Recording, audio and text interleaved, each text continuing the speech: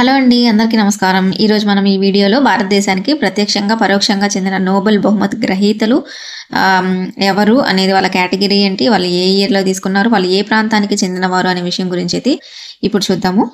So, first Rabindranath Tagore గారు. ఆయన literature కేటగిరీకి సంబంధించి 1913లో నోబెల్ బహుమతి అనేది తీసుకోవడం జరిగింది. ఈయన పశ్చిమ బెంగాల్ ప్రాంతానికి చెందినవారు. సివి రామన్ వచ్చి ఫిజిక్స్‌లో 1930లో తమిళనాడు ప్రాంతానికి చెందినవారు. మదర్ తెరీసా పీస్ కేటగిరీలో ఈ ఇయర్ వచ్చేసి 1979 భారతదేశానికి చెందిన ఆవిడ.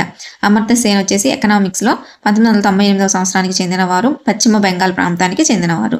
కైలాష్ సత్యార్థి, ఈయన కూడా పీస్కి 2014లో మధ్యప్రదేశ్ ప్రాంతానికి చెందినవారు.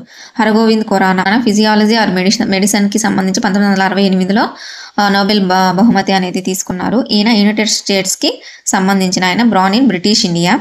నెక్స్ట్ సుబ్రహ్మణ్య చంద్రశేఖర్ ఫిజిక్స్ కేటగిరీకి సంబంధించి 1983లో తీసుకున్నారు, యునైటెడ్ స్టేట్స్కి సంబంధించిన వారు. నెక్స్ట్ వెంకీ రామకృష్ణన్ కెమిస్ట్రీ 2009లో, ఈయన యూకేకి సంబంధించిన అతను. అభిజిత్ బెనర్జీ ఎకనామిక్స్కి 2019లో నోబెల్ బహుమతి తీసుకున్నారు, ఈయన united states, born in India.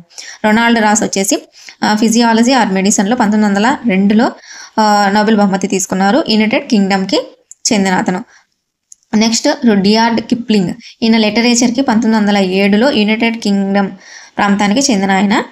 14వ దలై లామా, ఈయన పీస్ కేటగిరీకి 1989లో నోబెల్ బహుమతి తీసుకున్నారు, ఈయన ఇండియాకి సంబంధించిన అతను.